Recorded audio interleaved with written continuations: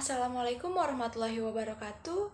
Kembali lagi bersama saya Dwi Hana Talita dari kelas C dengan NIM 28921500142. Fakultas Ekonomi dan Bisnis Prodi Manajemen di Universitas Pancasakti Bekasi.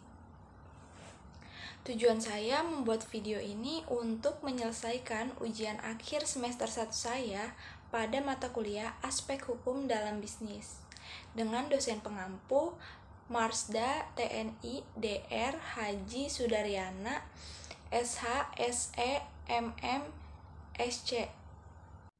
Nah, baik, materi yang akan kita bahas yaitu penggabungan usaha atau joint venture. Pengembangan badan usaha untuk menggabungkan suatu perusahaan dengan satu atau lebih perusahaan lain ke dalam satu kesatuan ekonomi sebagai upaya untuk memperluas perusahaan. Nah, alasan penggabungan usaha yang pertama, investasi yang menguntungkan. Yang kedua, mendapat kendali atas perusahaan lain.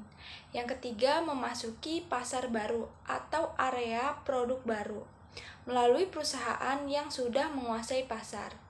Yang keempat, memastikan pasokan bahan baku atau input produksi lainnya. Nah, yang kelima, memastikan output bagi pelanggan.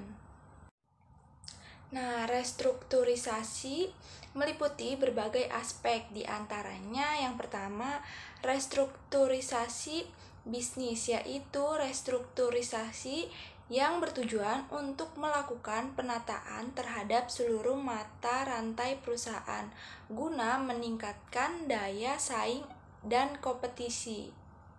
Nah, yang kedua ada restrukturisasi keuangan untuk meningkatkan kinerja keuangan perusahaan.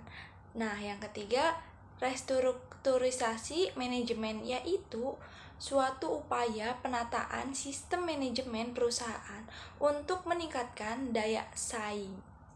Yang keempat ada restrukturisasi organisasi, meliputi usaha pembenahan dalam SDM, fungsi divisi atau staf, dan lain-lainnya. Yang kelima ada restrukturisasi di bidang hukum yang bertujuan untuk meningkatkan status badan hukum suatu perusahaan. Nah, restrukturisasi adalah suatu bentuk kerjasama antara dua atau beberapa badan usaha yang dilakukan secara terencana dengan jalan mengubah pola badan usaha dalam melaksanakan kegiatannya agar dapat mencapai tujuan dengan baik. Perubahan ini meliputi manajemen umum usaha, sumber daya manusia, dan sumber daya keuangan dan teknologi. Nah, bentuk penggabungan usaha yang pertama ada merger statutory atau merger. Jenis penggabungan usaha di mana hanya ada satu dari perusahaan yang bergabung, yang bertahan, dan perusahaan lainnya dibubarkan. Aktiva dan kewajiban dari perusahaan yang diakuisisi dipindahkan ke perusahaan pengakuisisi, dan perusahaan yang diakuisisi dibubarkan atau dilikuidasi. Setelah merger operasi dari perusahaan yang dulunya terpisah, sekarang berada di bawah satu entitas.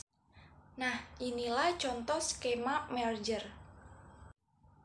Nah, yang kedua ada bentuk penggabungan usaha, yaitu konsolidasi statutory atau konsolidasi. Dibubarkan serta aktiva dan kewajiban dari perusahaan-perusahaan tersebut dipindahkan ke perusahaan yang baru dibentuk. Operasi dari perusahaan yang dulunya terpisah sekarang berada di bawah satu entitas, dan tidak satupun perusahaan yang bergabung masih tetap berdiri sejak dilakukan konsolidasi.